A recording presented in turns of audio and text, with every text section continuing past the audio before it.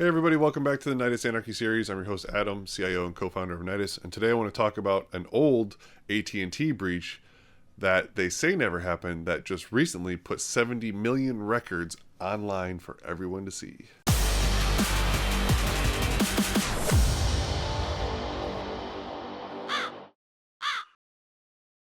So back in August of 21, a hacker supposedly, I should say, because AT&T says this never happened, but they supposedly breached AT&T's networks and they secured data for over 70 million of their subscribers. And this data includes first name, last name, phone number, addresses, business account information, and social security numbers and date of birth for a lot of them as well.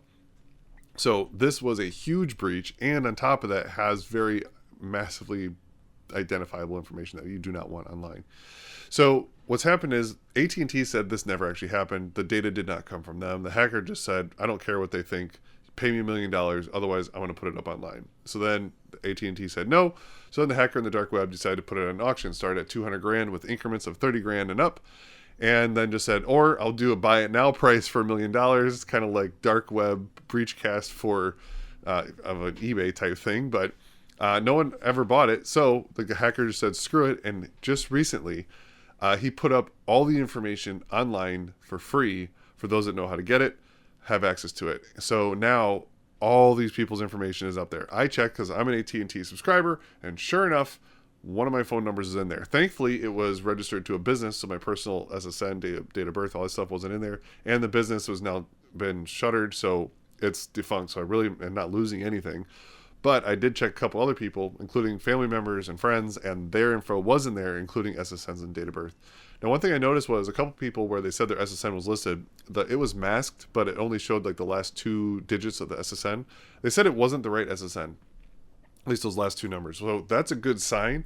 I don't know if the site that was, that has the data, maybe it just got corrupted, or if they purposely just put in false SSNs. I don't know. I'm not really sure what the details are. But either way, the rest of the information is definitely true, so it's definitely something to take heed. If you want to check out if your information has been leaked or not, there's a website you can go to. So if you go to att.pentester.com, that's Ryan Montgomery's website. So it's a trusted source. This guy absolutely knows what he's doing. He's one of the smartest security researchers on the planet right now. So I definitely trust his ability, and I trust the validity of the data that he's posting up there. So go to att.pentester.com and you just put in your phone number and you'll see if your data is in there, and it'll tell you what's in there. He's masked out SSNs and date of birth to try to help, but you'll see what they have. Now what you need to know is it's masked on his website, but for those that have access to the real data, it's not masked. Those numbers are completely there. So, and what you'll see on this website in big letters, which is what I've been saying to everyone else, freeze your credit. If you're found on there, honestly, you should do this no matter what anyway. But if you're seeing this and you're going, oh no, what do I do? The only thing you can do is freeze your credit, which you should be doing anyway. So if you go to Experian, TransUnion, Equifax, you can freeze your credit. It's free to do. You just go on there and say, I want to freeze my credit, and it locks it so no one can open up anything in your name with the SSN. So every time you want to open up a new credit card or buy a car or get a loan or do whatever, open up a mobile account, they run a credit check on you, and that will always fail unless your accounts are unfrozen. Now, once they're frozen, what you can do is then you can contact them and say, I want to unfreeze them whenever you want to, and you can do it for just a period of time as well. So instead of just saying unfreeze my account and then you forget about it, you can say unfreeze my account for 1 day, for 1 week, for however long you need your credit to be run for. You can specify that particular window. So everyone should be doing this right now. I highly recommend it at all times. So every time someone says, what do we do? This is what you can do. It's the only thing you can do, because you can't change your SSN, you can't change your date of birth, and that's what we do for everything to figure out who you are. So this AT&T breach was massive. AT&T says it didn't come from them. Doesn't matter. All these records are online and publicly available to the world now.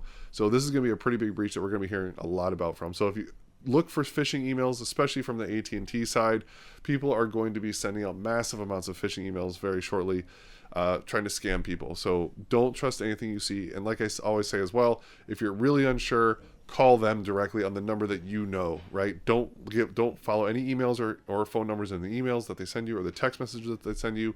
Call the number direct from their website, from the phone, whatever. Dial 611 on your phone. It goes right to them. And then ask the questions. So hopefully you're not in there, but unfortunately for 70 million people, you are. Later.